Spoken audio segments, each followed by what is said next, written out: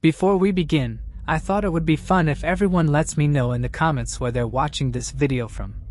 And while you're down there, don't forget to subscribe. Now, let's start today's episode. Ambrose Small. Peter Ambrose Joseph Small, known simply as Ambrose, was born on January 11, 1866, in Newmarket, Ontario, to 20-year-old innkeepers Daniel and Helen Small. Just 10 days after his birth, he was baptized into the Roman Catholic faith. In 1880, the family relocated to Toronto, where Daniel took a job managing the Grand Hotel. 4 years later, at age 18, Ambrose began working at the bar of the neighboring Grand Opera House. By 1889, he had transitioned to the Toronto Opera House, steadily climbing the ranks until he became manager. During this time, he was also secretly involved in illegal bookmaking, taking bets on horse races. Following the death of his mother, Helen, his father remarried a woman named Josephine Corman. Ambrose, driven and business savvy, eventually saved enough money to purchase the mortgage on the Grand Opera House. This marked the beginning of his rise to immense wealth and influence, securing his status as a prominent figure in Canada's theatre industry. By the time Ambrose disappeared in 1919, he had become a theatrical powerhouse, owning theaters in 7 Canadian cities, including Toronto, London, and Peterborough, and overseeing bookings for an additional 62 venues. In 1902, he married Teresa Corman, the younger sister of his stepmother. Teresa, a well-educated Toronto socialite fluent in several languages, was also a shrewd and formidable businesswoman. Though united by their shared pursuit of wealth, the couple had little else in common. Ambrose was known for his gambling habits and infidelities, while Teresa focused her energy on the arts and charitable endeavors. The couple remained childless. On December 1, 1919, recognizing the growing dominance of motion pictures over traditional theater, Ambrose struck a deal to sell his chain to TransCanada Theatres Limited of Montreal for $1,700,000, equivalent to roughly $25 million today. The next day, he met with his lawyer F.W. M. Flock in his office in the Grand Opera House. Flock left around 5:30 p.m. and was reportedly the last person to see Ambrose live and well. That night, Ambrose went missing from his office. No one had seen him leave and no one had seen him outside the building in the Adelaide and Yonge Street area. The problem was that Ambrose had a habit of leaving without notice and going traveling for some time. So when he initially wasn't heard from, those who knew him just assumed he was up to his old tricks, gallivanting around in another town and engaging in affairs. When Ambrose didn't come home on December 2, 1919, his wife, Teresa, called his friends who hadn't seen him.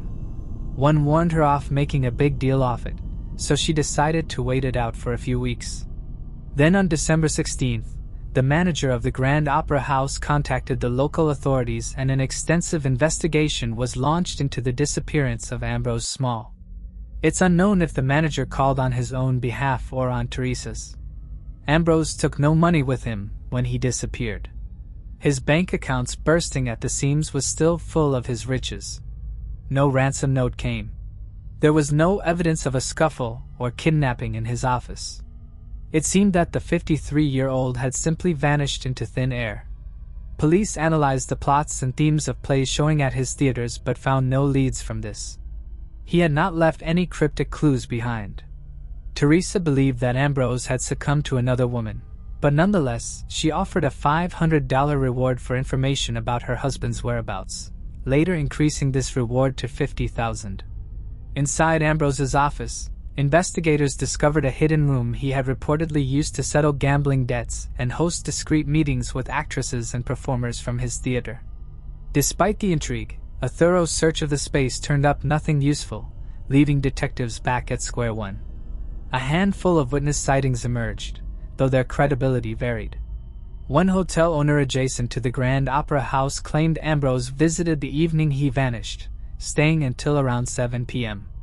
Another man, a newsstand operator, alleged he had an altercation with Ambrose that night, though authorities dismissed the account, suspecting the man sought publicity. On January 3, 1920, The Toronto Daily Star broke the story, capturing public attention with headlines about the vanishing millionaire. The case became a media sensation. Ambrose Small, renowned theater mogul and self-made tycoon, was now the central figure in a real-life mystery worthy of one of his own dramatic productions. As public fascination intensified, a curious twist emerged. Around the same time of Ambrose's disappearance, his former secretary, Jack Doughty, also vanished. Jack had worked for Ambrose for about 18 years before being transferred to Montreal. He was last seen on December 2nd as well, removing bonds worth $100,000 from a safety deposit box at the bank. Eventually, Jack was traced down in America and was extradited back to Canada. He explained that his plan was not to cash in the bonds but to hold them ransom until Ambrose agreed to pay him some of the money from his recent sale and to make up for all the hard work that Jack had carried out for him. Jack believed that he'd been underpaid and underappreciated during his career as the secretary of a multimillionaire. Upon hearing of Ambrose's disappearance, he opted to flee the country fearing that he would be blamed for his former boss going missing. Ultimately, Jack could not be charged with the murder of Ambrose as there was no evidence that he was even dead or that Jack was involved in any way. His sister also gave him an alibi for the night that the theater magnate went missing. He was, however, charged and convicted for stealing the bonds and sentenced to 6 years in Portsmouth Penitentiary where he served 4. Jack died in 1949. A potential break in the case came in 1921 when several newspapers reported the story of a man in Iowa who resembled the missing 50-year-old Ambrose Small. A private investigator named John Brophy described the man suspected of being Ambrose as, quote, a half-crazed cripple. But this didn't stop John from thinking that this really was the disappearing businessman. Reportedly, the unidentified man had been dropped off in Iowa by an unknown motorist who said he'd accidentally struck the man with his car. He dropped him off hoping he would receive good medical treatments. The unidentified man thought to be Ambrose had suffered brutally. He had a gunshot wound to the neck, a serious concussion, and both of his legs had been severed from the knee down. For 3 weeks, the man remained silent, not speaking to anyone. Then finally he said, quote, I am Jack Doughty. I came here from Omaha, that's all I remember. At the time of this supposed sighting, Jack Doughty was already in custody, having been apprehended and imprisoned, so the mysterious individual encountered by the private investigator could not have been him. According to the investigator, when shown a photograph of Ambrose, the unidentified man pointed to it and claimed, Yes, that is me. Although the man shared similar facial features with Ambrose, he was significantly heavier than Ambrose had been at the time of his disappearance. Despite the physical discrepancy, the man was detained by the private investigator and his associates. Curiously, the local police later reported that they had never been contacted about the matter and had no involvement in the incident.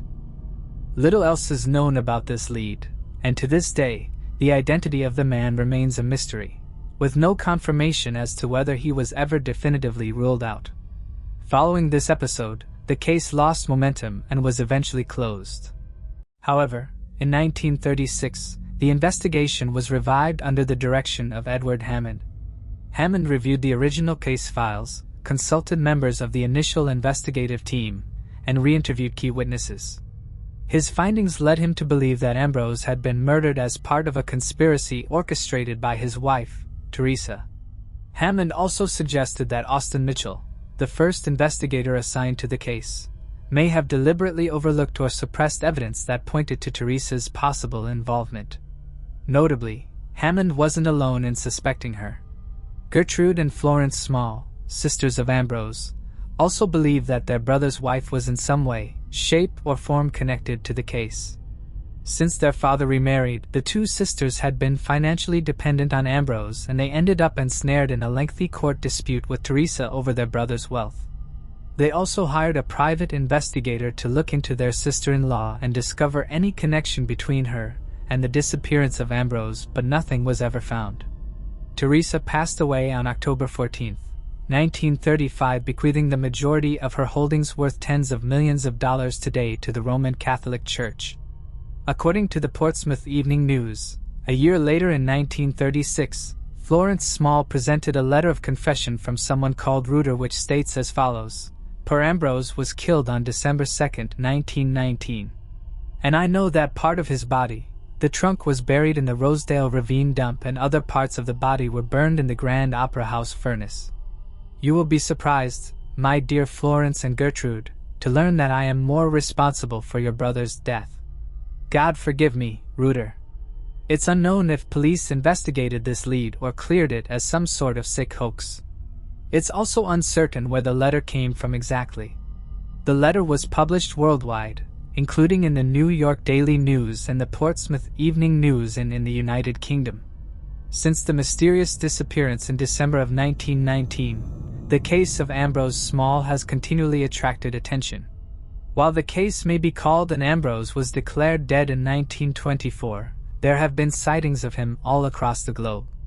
A caretaker claimed to have seen 4 men burying something heavy in a dump in Rosedale Ravine on the night of December 2nd. An engineer swore he saw Ambrose being held in a speeding car heading north that very night. A magician believed he had seen Ambrose playing roulette in Mexico on April 8, 1920. Rumor has it he was kidnapped by New York gangsters, while others reported seeing him in Boston and Minneapolis. From what's available online, none of these sightings were ever verified. During a trip to New York, Sir Arthur Conan Doyle, the famous writer behind the Sherlock Holmes novels, was told about the case of Ambrose Small. He showed interest in it, and consequently headlines across the country declared he was going to take the case. In the end, though, no action was taken. Despite the passage of time, the mystery surrounding Ambrose Small has remained a subject of fascination. Many continue to question why, if he had taken his own life, he would have done so without leaving any clues or making provisions for his beloved sisters.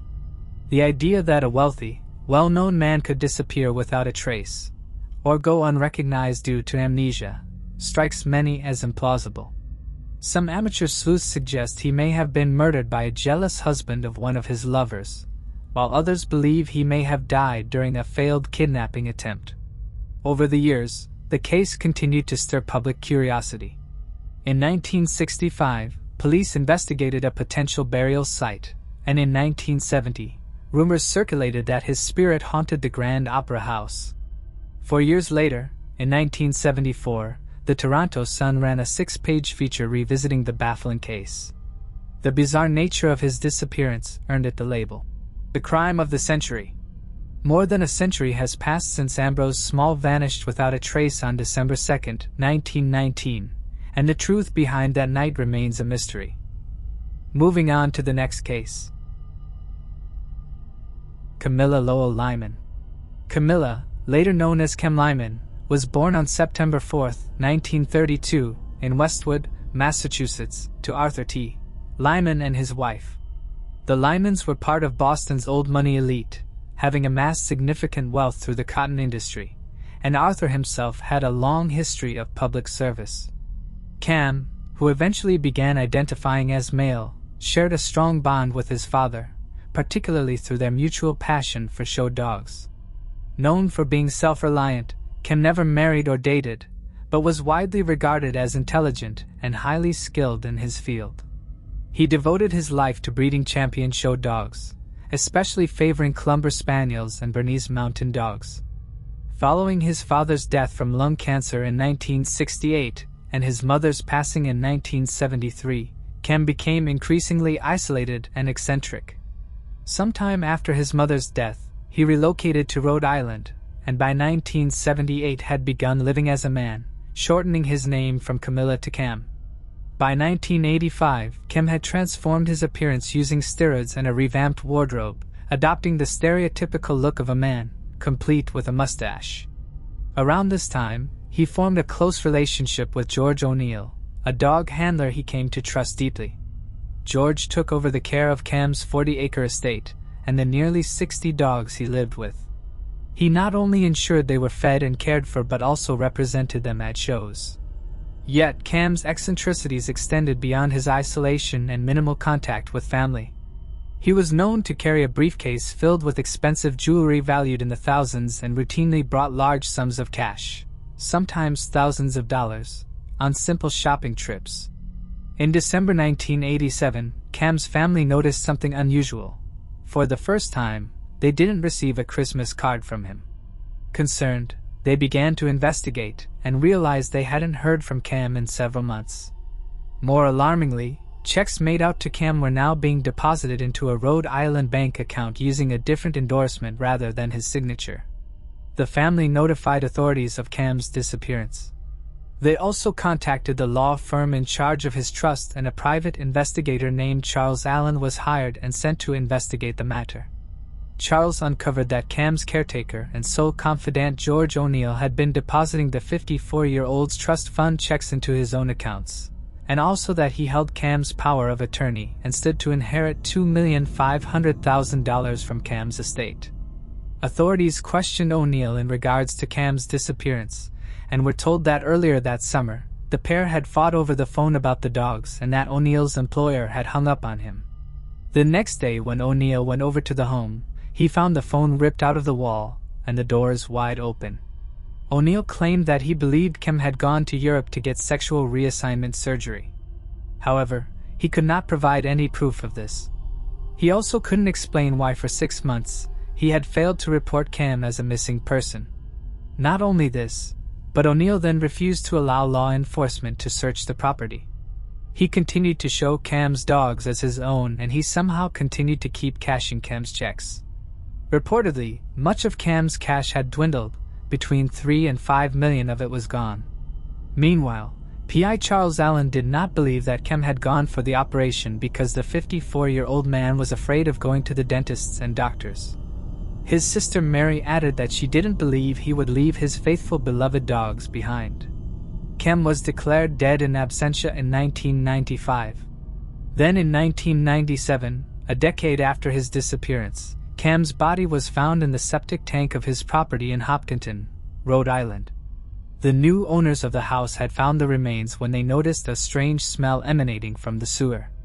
In 1998, the medical examiner confirmed that the remains were Cam's by using his dental records.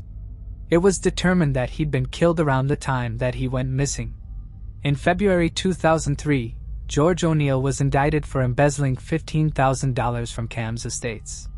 He was sentenced to 1 year of probation and ordered to pay $450 in court costs. George O'Neill passed away in 2011 without ever revealing any further details about Cam's death. The Lyman family legally contested O'Neill's claim to Cam's estate, and ultimately, he was awarded only the house, valued at $40,000, while the remainder of the estate was returned to the family. Many have long suspected O'Neill's involvement in Cam's disappearance, though others have speculated that a stranger, perhaps someone who knew Cam lived alone and carried large sums of cash and jewelry, may have attempted a robbery that turned deadly. Still, if that theory were true, it raises the question, why would the perpetrator go to the trouble of hiding the body? In June 1999, Cam's story was featured in an episode of Unsolved Mysteries, which led to a surge of new tips. At the time, investigator Charles Allen stated that some of the leads could be a break in the case, though he did not disclose the details. Despite renewed interest and promising information, no one has ever been charged in connection with Cam Lyman's death. Moving on to the next case. Dorene Picard. In 1982, 22-year-old Dorene Picard and 27-year-old Susan Lefert lived in the same apartment building in Woonsocket, Rhode Island. Dorene, a university student studying child development, resided alone in an upstairs unit. Susan, a housewife and active member of the Neighborhood Watch, lived downstairs with her husband Ernie, who co-owned the building, and their 2 children. On February 19, 1982, Dorene was in the process of packing her things as she prepared to move out. That same afternoon, Susan had her sister Carol over for lunch. Around 1:30 p.m., 2 of Susan's friends arrived at the door. While Carol recognized one of the men, the other was unfamiliar to her. Susan explained that the men had come by to look at some puppies she had for sale. Susan spoke with the men briefly before they left, and at around 1:45 p.m., her sister Carol also departed the apartment. Sometime later, Both Dorene and Susan were in the basement doing laundry when an unknown man entered and brutally assaulted them with a 28-inch lead pipe. At approximately 3:20 p.m., another tenant noticed Susan's 3-year-old daughter, Nicole, wandering alone in the hallway. She had been locked out of the apartment. When asked where her mother was, Nicole replied that she was in the basement. The tenant went to investigate and discovered the two women lying unconscious. Tragically, Dorene Picard had succumbed to her injuries. She had been strangled with her own sweatshirt, leading many to suspect that she was the intended target of the attack. Susan had suffered a massive head injury and was rushed into a 2-hour surgery. Afterward, she slipped into a coma.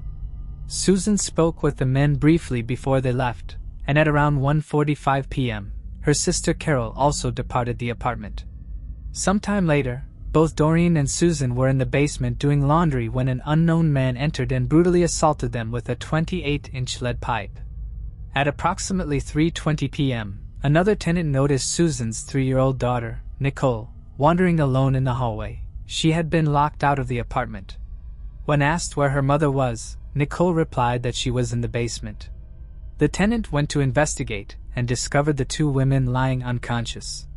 Tragically, Dorene Picard had succumbed to her injuries. She had been strangled with her own sweatshirt, leading many to suspect that she was the intended target of the attack.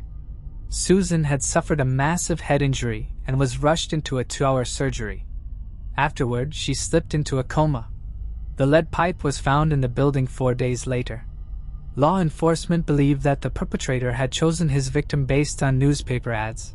Possibly he saw that Dorene's apartment was for rent, or that Susan was selling puppies, but they could not determine whether or not the women knew their attacker or whether he was a stranger. While the police hunted for clues, Dorene's parents conducted their own informal investigation. They received several anonymous calls during the course of their inquiry telling them to stop digging for information. The caller threatened to hurt the Picard's family and to burn down Mr. Picard's repair shop. Nonetheless, the family continued to search for answers, although in the end, answers eluded them. Almost a decade later, in June of 1991, 38-year-old Raymond D. Tempest Jr. was arrested and charged with the slaying of Dorene Picard. He could not be charged with the attack on Susan since the statute of limitations had run out. Tempest was the son of the chief inspector of the Woonsocket Police Department, and also had a brother who was a lieutenant in the force. Investigators learned that Tempest had been having an affair with Susan around the time of the attack. He was one of the two men who had visited her apartment earlier that day in regards to the puppies being sold. According to the detectives on the case, Tempest had been a suspect from the start, but they didn't have any evidence to back up their suspicions. However, an episode of Unsolved Mysteries in May of 1988, which featured the case, had brought forward several witnesses. These 4 witnesses claimed that Tempest had bragged about and confessed to the crime. It was also reported that Tempest had threatened several individuals, warning them to stay silent or face harm. He allegedly boasted that his connections within law enforcement would ensure he was never held accountable. A vehicle matching the description of one seen near the crime scene was linked to Tempest's brother-in-law.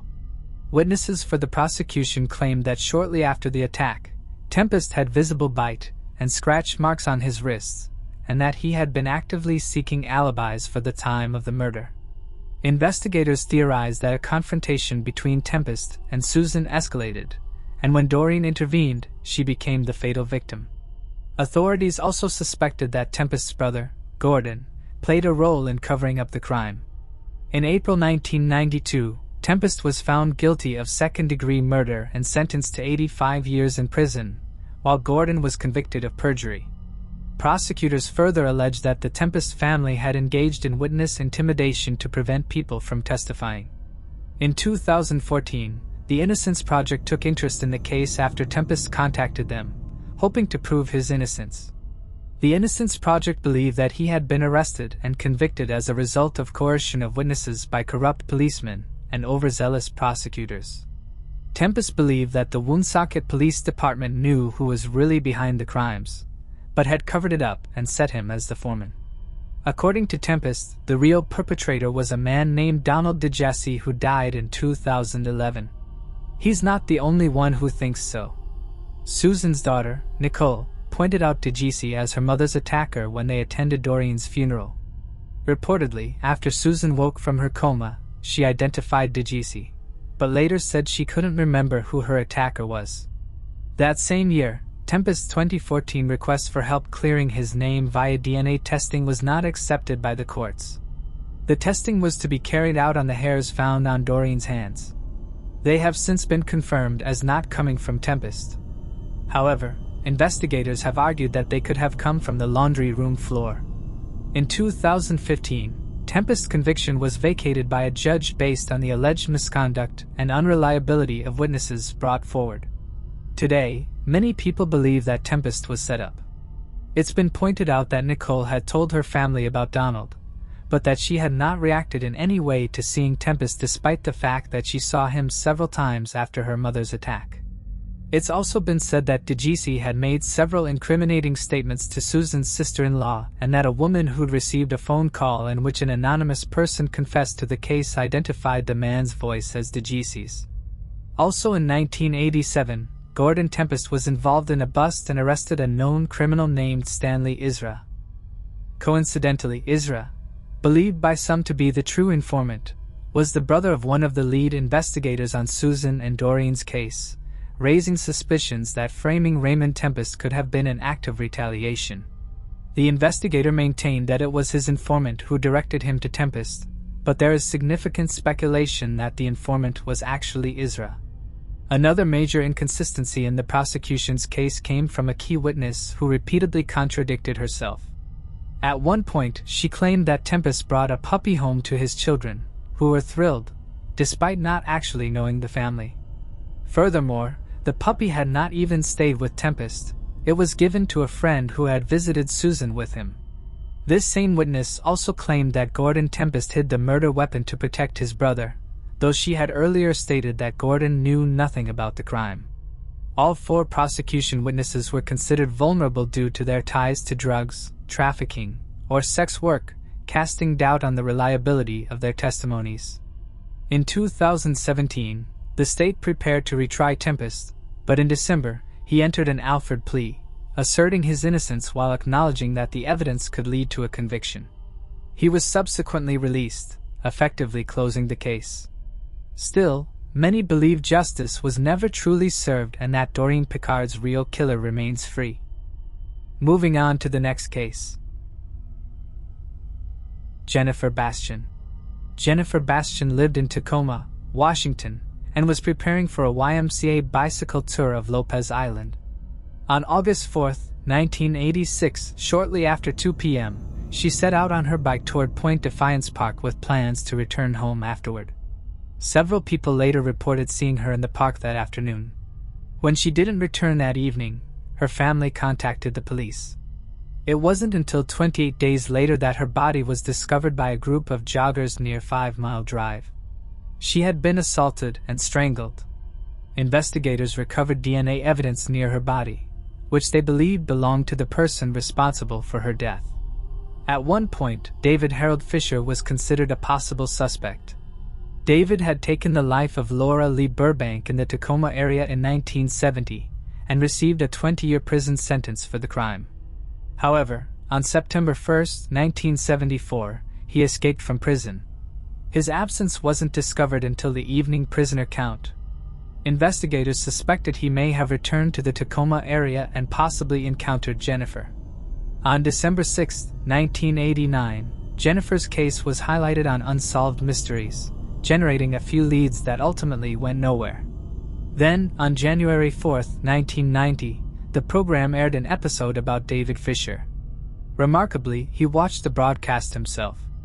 The day after it aired, authorities arrested him in Alberta, Canada. He was not surprised. David had been living by the name Michael Raymond Porter and worked as a door-to-door salesman. An absolutely disturbing fact is that he performed magic shows in elementary and nursery schools. David was also married and had children. His new family knew nothing about his past. In January of 1990, David was taken back to the United States to continue serving his sentence after 15 years on the run. David was investigated for possible involvement in Jennifer Bastion's case, but investigators were able to rule him out as a suspect. Michelle Welsh is another girl whose life was taken in Tacoma, Washington just a few months before Jennifer's. The two cases have always been linked. Investigators believe that the same man was responsible for ending her two girls' lives. In 2016, however, DNA testing proved that two different men were responsible. A composite sketch was then made for the suspect in Jennifer's case, a white male with blonde hair and blue eyes. On May 10, 60-year-old Robert D. Washburn was arrested in Eureka, Illinois in connection of Jennifer's case.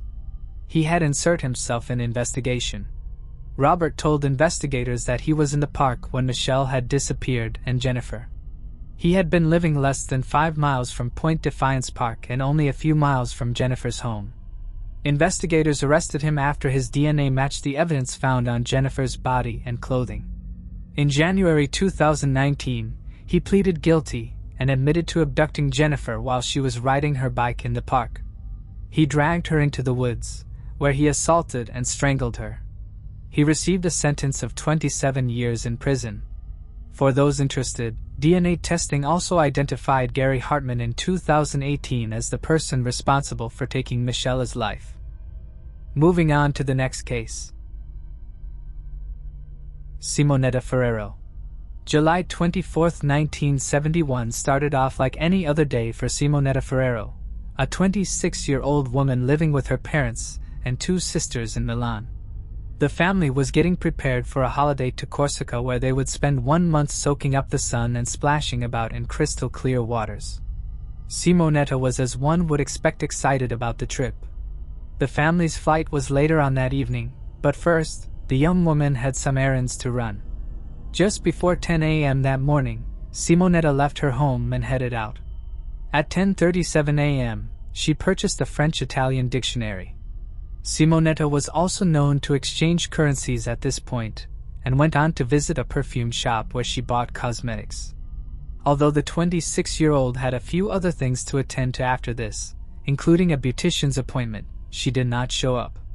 At some point after 11:30 a.m., Simonetta visited the Catholic University of the Sacred Hearts, a prestigious university in Milan and one which the young woman had recently graduated from after studying political science. Since it was a Saturday during the peak of summer, the university was largely deserted. A few students were present, along with a custodian, and 4 laborers were working noisily with jackhammers. Aside from them, the campus was empty. The reason for Simonetta's visit to the university remains unclear, and various reports offer conflicting accounts. Some suggest she intended to make photocopies for a friend, others believe she was picking up a book or a leaflet, or perhaps simply needed to use the restroom. None of these explanations have been confirmed, and the photocopies she was reportedly going to make were later found in her bedroom, suggesting she had already completed that task. Around 1 p.m. that day, Simonetta's family gathered for lunch. Initially irritated by her delay, they became increasingly worried when she had still not returned by 4 p.m. Growing anxious, they contacted the police and canceled their holiday plans as a sense of dread settled in. 2 days later, on Monday, July 26th at approximately 9 a.m., Mario Tozel, a 21-year-old seminarian at the university, was walking through the building's hallways. He was surprised to hear a tap running from inside a girl's bathroom, and feeling that this was wasteful, he made his way inside. He noted that the door handle felt sticky beneath his palm, but he was even more shocked when he stepped in and was struck by a foul smell and a horrifying sight. There, lying in the middle of the floor in a large pool of blood, was 26-year-old Simonetta Ferrero. The scene was a bloodbath. There were smears of the red substance on the bathroom stalls, on the walls, and in the sink. Police were quick to arrive at the university and were astounded by the brutality of the crime. Simonetta, who was later identified by relatives as her family had collapsed in shock and her father had taken ill upon hearing the news, had been stabbed a total of 33 times, mostly in the abdomen, chest, and neck. Only 7 of these wounds were fatal. It was clear from the get-go that Simonetta had put up an intense struggle with the perpetrator. She had numerous defensive wounds and even had skin beneath her fingernails. Unfortunately, Given the limited forensic techniques in 1971, this led nowhere. A bloody handprint left behind by the culprit indicated that they were between 5'9" and 6 feet tall. It was estimated that Simonetta had been slain between 12 p.m. and 2 p.m. on the day she was last seen alive. Suspects in Simonetta's case were limited, and over the years, most theories were discarded almost as soon as they were considered. Authorities interviewed and investigated the custodian and laborers who'd been in and around the building on July 24th and seized their clothing, but eventually, all 5 of them were dismissed as suspects. Investigators believe that the jackhammers which had been used all morning and afternoon likely covered up any screaming from Simonetta. None of the men had seen anything or anyone suspicious on the university's grounds. Due to the complex structure and layout of the university, law enforcement suspected that the perpetrator must have been someone who was familiar with the grounds and the building. As a result, they narrowed their focus down to students, teachers, and regulars. Mario, the man who'd found the body, was also perceived as a suspect at first because after alerting the authorities, he'd left and gone back to his hometown. However, he arrived back in the area 2 days later with no injuries that would be consistent with those that Simonetta had inflicted upon her executioner. Police also couldn't find any blood on any of his clothing. As a result, Mario was cleared as a suspect, and it's believed that he fled in fear and shock. Another lead in the case came in the form of strange men who'd been seen harassing female students at the university. One man in particular was known to carry a knife on a train traveling from Milan to Serrano on which he threatened women passengers. In his house, police uncovered a diary that disturbingly read, quote, "I hate women and I want to kill them all." However, this man was later dismissed as a suspect when he was entered into a mental health facility. At this point, leads in the case began to dry up. Simonetta was described as a serious and hardworking woman who was very career-driven and rarely, if ever, entered into relationships. Family and friends claimed that while she'd had a few flirtations, she'd never seriously dated anyone. Thus, there were no rejected lovers in her life nor any jealous ex-boyfriends.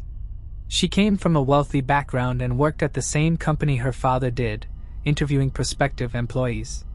In her free time, she volunteered with the Red Cross. And according to her childhood priest, she was even considering becoming a nun.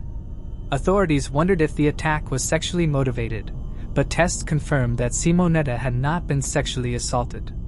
They then wondered if she'd been slain for financial gain, but found that her gold jewelry was all intact, as was the money in her handbag. It was then questioned whether or not she had ruffled any feathers in the workplace, but authorities found nothing here either. By the August 1971, 356 people had been interviewed by authorities, but they were left with nothing. Over the course of the following years, a few men attempted to confess to the crime, but all were proved to be hoaxes. Simone's case quickly stalled, with no clear leads emerging. It briefly returned to public attention in 1994 when a former Milan prefect involved in the original investigation received an anonymous letter. The message referenced a Venetian priest who had worked at the university in 1971 and was dismissed 3 years later for sexually harassing a student. However, this potential lead also led nowhere, and the case once again slipped from the public eye, growing ever colder. Over time, several theories have surfaced regarding Simonetta's murder. At one point, some speculated that her death was connected to a series of 11 murders of women between 1970 and 1975, attributed to an unidentified serial killer. His victims included both everyday women like Simonetta and sex workers, but this theory has since been discounted. Another possible link was proposed between her case and a separate murder that occurred in January 1987, though this idea, too, was ultimately dismissed. In the years that followed, Simonetta's case has remained shrouded in mystery, with more questions than concrete leads or explanations. The truth of what happened to her on that summer day may never be known, and it remains possible that her killer is still at large, having escaped justice for decades. Moving on to the next case. The Bender family. At first glance, the small cabin in the township of Osage, located in Labette County, Kansas, about 7 miles from present-day Cherryvale, appears to be nothing more than a humble 19th-century home belonging to a hardworking pioneer family. However, this unassuming structure was once the residence of the Bender family, better known as the Bloody Benders, a clan of serial killers whose gruesome acts shocked the nation and blurred the line between fact and folklore. Their horrific legacy has been commemorated with a plaque that informs visitors of the area's sinister past. In October 1870, John Bender Sr. and his son, John Bender Jr., arrived in Osage. They claimed 160 acres of land near the Great Osage Trail and built a modest cabin, along with a barn, corral, and well. The trail was a well-traveled route westward, attracting a steady flow of passers-by. In the fall of 1871, 2 women, believed to be Elvira Bender and her daughter Kate, joined the Bender men, completing the family unit that would go on to gain infamy. The first was Elvira, known as Ma Bender. The other was Kate, who was initially believed to have been the older couple's daughter and the brother of John Jr. The humble timber cabin consisted of 1 room which was divided in 2 by the canvas cover of a wagon. There was also a trap door to a stone cellar, and upon the women's arrival, a small vegetable garden and a decent-sized orchard were both set up nearby. The main area of the cabin was set up as a general goods store where the family sold dry goods such as gunpowder, liquor, and tobacco. It was also partially an inn where travelers could stop by for rest and a home-cooked meal. At the rear of the home was the private quarters. According to reports at the time, both Elvira and John Sr. spoke with heavy German accents and knew little English. They were both thought to be around the age of 60, with Elvira being a few years younger, maybe 55. Ma Bender was so unfriendly that her neighbors dubbed her the she-devil. Meanwhile, John Jr., thought to be around 25, spoke English fluently with a German accent that wasn't quite so pronounced. He was also known to laugh aimlessly, leading many of the locals to believe that he was a, quote, half-wit. Kate appeared to be the most popular of the family. Aged around 23, she had very little accent and was described as attractive and well-spoken. Kate Bender, the younger woman of the family, was a self-proclaimed healer and psychic who actively promoted her supposed abilities. She distributed flyers claiming she could cure illnesses, conducted seances, delivered lectures on spiritualism, and was a vocal advocate for free love. Kate quickly became the inn's main attraction, drawing many male visitors who were curious about her talents or seeking her services. Soon after the Bender women arrived, travelers and passers-by began to disappear. At first, no one raised much concern. The region was notoriously treacherous, rife with natural hazards, roaming bandits, and frequent conflicts with nearby Native American tribes. Disappearances, though tragic, were not uncommon. But by 1873, so many people had gone missing that travelers began avoiding the trail altogether. As fear and suspicion grew, rumors swirled. Innocent men were wrongfully accused, detained by vigilantes, and in some cases, forced to leave the county. In the winter of 1872, the case of George Lonker raised new alarm. He had set out from Independence, Kansas with his infant daughter on a journey to Iowa, but neither he nor the child was ever seen again. A neighbor whom he was close to, Dr. William Henry York, grew concerned when George didn't contact him by the spring of 1873. So he went to look for him. He reached Fort Scott before deciding to turn back and return home. However, he never reached Independence. Fortunately for Dr. York, he had 2 well-placed brothers who knew of his travel plans and were immediately alarmed by the fact he hadn't returned home. Colonel Alexander York set up a search party of around 50 men, and they set out to look for the missing doctor. On March 28th, the men arrived at the Bender family's inn. The colonel explained the situation to them and asked if they'd seen Dr. York. The family told him that while he had stopped in one night for a meal, they hadn't seen him since. They suggested the possibility that the doctor had run into trouble with the Native Americans while leaving town. Colonel York agreed that this was a possibility and had dinner with the family before leaving. A few weeks later, on April 3rd, the colonel returned to the inn with armed men. He confronted the Benders about the rumor he'd heard that a woman had fled the inn after being threatened with knives by Elvira. John Jr. and Kate denied these claims while Elvira acted like she didn't understand what the colonel was saying. However, York continued to push the matter, and suddenly Marbenda snapped, claiming that the woman was a witch who'd cursed her coffee. She then ordered the men to leave. The men were shocked. Clearly, the elderly woman had a better grasp of the English language than she had ever let on. Before the men left, Kate told Colonel York to return alone, and she would use her abilities to help him locate his brother. While his men believed that the Benders and their neighbors were responsible for the doctor's vanishing, the colonel believed they did not have enough evidence to do anything about it yet. Tensions among Osage and its surrounding communities grew as the township was solely blamed for the strange disappearances that were occurring in the area. As a result, the township organized a town meeting that was attended by 75 locals, including Colonel York and the 2 Bender men. The group decided that the best course of action would be to conduct searches of the homes between Big Hill Creek and Drum Creek. However, due to bad weather, there was a delay in getting started.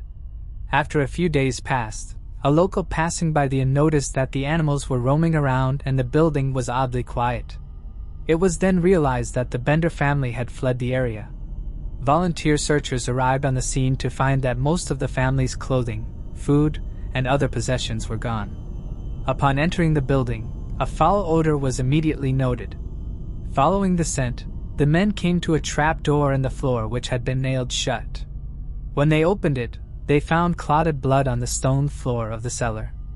Although several men took sledgehammers to the ground, they were unable to find any bodies. Although they noted the blood had soaked into the earth beneath. The group then headed out to the vegetable garden and orchard, where they began probing the soil with metal rods. By the end of the night, searchers had uncovered what appeared to be 9 potential grave sites and confirmed the recovery of Dr. York's body. The following morning, their suspicions were tragically validated when they unearthed 8 bodies from 7 of the identified sites, along with various dismembered body parts. All but one of the victims had suffered blunt force trauma to the head and had their throats slit. Several had also been subjected to what was described at the time as indecent mutilation. One particularly heartbreaking discovery was that of a young girl who bore no obvious fatal injuries, leading investigators to believe she may have been strangled, or even buried alive. While some of the victims were known to have carried wealth or valuables, many did not, sparking speculation that the Benders may have been driven by bloodlust rather than profit. Their method of killing is believed to have followed a chilling routine. Visitors were invited to sit in a specific chair positioned over a trapdoor, usually placed with their backs to a canvas divider. While the victim was distracted, one of the Bender men would emerge from behind the curtain and strike them in the skull with a hammer. Then, to ensure death, one of the Bender women would slit the victim's throat before the body was dropped through the trapdoor into the cellar below. The victim would then be pushed into the cellar and later stripped of their possessions before being buried in the orchard. Interestingly, several almost victims of the family came forward to say they had been verbally abused and physically threatened for refusing to sit near the canvas divider. At least a dozen bullet holes were found in the roof and sides of the cabin. Discoveries spread quickly. Around 3,000 people from all across the country came to see the grave sites and the cabin for themselves. Souvenir hunters practically dismantled the building brick by brick. State officials offered a combined reward of $3,000 for the capture of the entire Bender family, which is the equivalent to around $60,000 today. 12 men in the county were arrested and charged as accessories for helping the family to dispose of stolen goods. Detectives did their best to hunt down the Benders. They followed wagon tracks to the family's carts along with their starved horses. It was located just outside the city limits of Thayer, 12 miles north of the inn. In Thayer, it was confirmed that the family had bought rail tickets for Humboldt and Allen County, Kansas. Reportedly, John Jr. and Kate departed from the train at Chanute and got another service to Red River County near Denison, Texas. From here, the pair traveled to an outlaw colony that was thought to border the region between Texas and New Mexico. However, authorities declined to pursue the siblings any further, as it was known that lawmen who entered the territory often never returned. But according to one detective who reportedly followed the trail, John Jr. had passed away from internal bleeding. Meanwhile, The older Benders continued to Kansas City, where it's believed they bought tickets for St. Louis, Missouri. Over the years, many vigilante groups claimed to have caught and killed the Bender family. Some say they were each executed by gunshots while Kate was burned alive. Others said they were lynched, while one group claimed they were killed in a gunfight. However, no evidence has ever been brought forward to prove any of these claims, and nobody ever claimed the $3,000 reward. The search for the family continued on and off for around 50 years. They are thought to have been responsible for the murders of over 20 people. There has been much speculation about the real identities of the family. Not one member had the surname Bender, and only 2 of them were actually thought to be related. Some believe that John Sr. was a man named John Flickinger, who reportedly took his own life at Lake Michigan in 1884.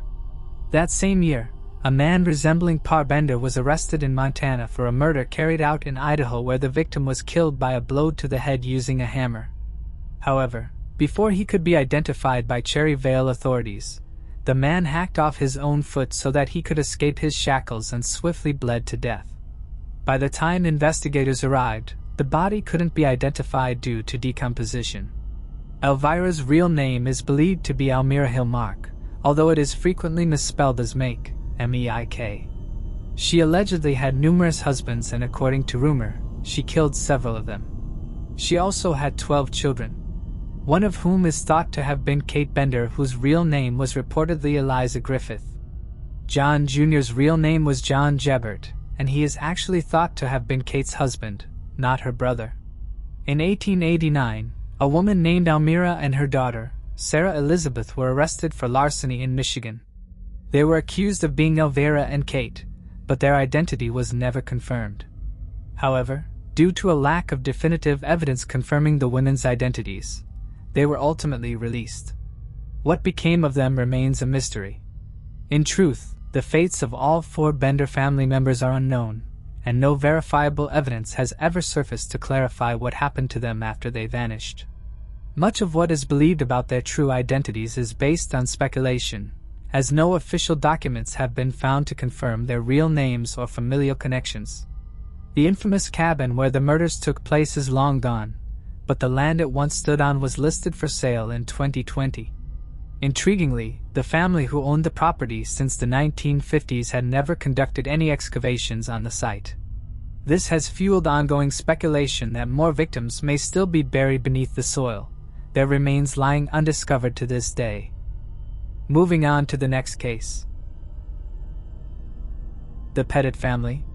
Before their home became the scene of a horrific crime in February 2007, the Pettit residence in Cheshire, Connecticut was the picture of suburban tranquility, complete with a neatly kept lawn and nestled in a quiet, family-oriented neighborhood. It was the kind of place no one would ever expect to be touched by violence.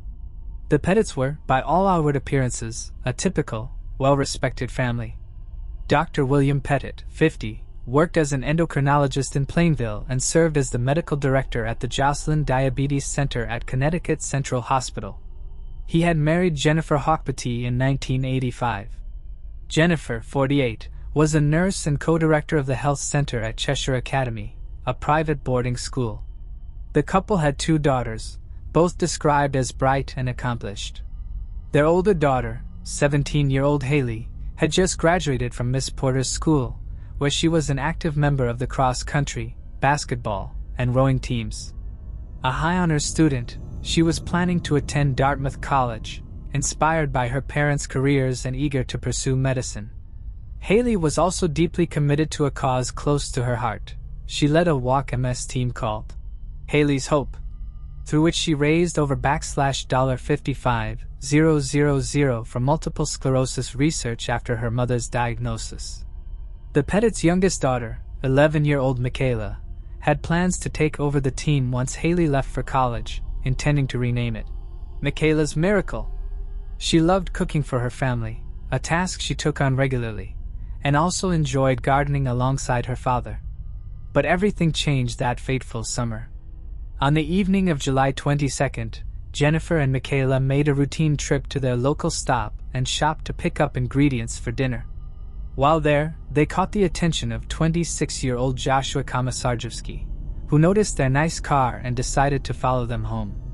He soon discovered they lived in a well-kept, affluent neighborhood. During his 2011 trial, prosecutors alleged that Komisarjevsky was driven by both financial motives and an unhealthy interest in Mikhaila. Along with his accomplice, 50-year-old Stephen Hayes, Komisarjevsky initially claimed their plan was to break into the home, steal money and valuables, and leave the family tied up but otherwise unharmed. However, that is not what happened. At around 3 a.m. on July 23, the pair broke into the home and found William asleep on the sofa in the sunroom. After finding a baseball bat leaning against the basement stairs, Komisarjevsky decided to use it and struck the sleeping doctor 4 to 5 times. While he bled from a head wound that was quickly making him woozy, the criminals bound William's wrists and ankles using plastic zip ties and rope. The doctor remembered hearing one say to the other, "If he moves, put 2 bullets in him." At this point, Haley, Mikhaila, and Jennifer were each bound to their beds, tied by their wrists and ankles in their own rooms, with pillowcases placed over their heads. Once satisfied that the victims were restrained, Komisarjevsky and Hayes began to ransack the home in search of money. Despite William previously insisting there was no safe, the two continued to search and eventually came across bank statements revealing the couple had approximately $40,000 in their accounts. This discovery led them to devise a new plan: wait until the bank opened, then force one of the family members to withdraw a substantial amount of cash. They moved William into the basement and tied him to a support beam. Later that morning, security footage captured Hayes purchasing $10 worth of gasoline, using 2 gas cans taken from the Pettit home to store it. He then returned to the house, picked up Jennifer, and forced her to withdraw $15,000 from the bank for him and Komisarjevsky. While at the bank, Jennifer quickly explained the situation to the teller, telling them that she and her family were being held hostage by men who wanted money. She reportedly said that they just wanted the cash, and they were being nice. The bank manager then alerted the authorities and relayed the same information to them. The police Pettit house, Komisarjevsky sexually assaulted 11-year-old Mikhaila. This would be discovered during her autopsy, and the 26-year-old admitted to it when he was confronted with the evidence. He also photographed the assault. He later said that he believed the young girl was 14 or 16. Forensic testing done on her clothing later showed that Komisarjevsky had tried to erase any forensic evidence by using bleach. After Hayes and Jennifer returned to the home, Hayes reportedly felt provoked by his accomplice into sexually assaulting the mother of 2 in the living room. William, barely conscious in the basement, heard the assault of his wife upstairs. He shouted up to her, "Don't worry, it's all gonna be over in a couple of minutes." Then, using a jolt of adrenaline, he broke free of his restraints and escaped out the basement exits, crawling his way to the house of a neighbor who didn't recognize him because he was so beaten and bloodied. Upon discovering that William was missing, Komisarjevsky alerted Hayes, who strangled Jennifer. The pair then poured gasoline on her body and throughout various parts of the house, including the bedrooms of Haley and Mikhaila. Their clothing and bodies were also doused with the substance. A fire was started and the 2 men fled in the Pettit's car. Mikhaila and Haley succumbed to the smoke. Hayes and Komisarjevsky did not get very far. They were seen fleeing by the police and were caught just 1 block from the home. Both men confessed to the murders, but claimed the other was the driving force. Stephen Hayes was a well-known criminal who'd been arrested nearly 30 times and had spent almost his entire life in and out of jail. He was sent to a halfway house in February 2006, which is where he met Joshua Komisarjevsky.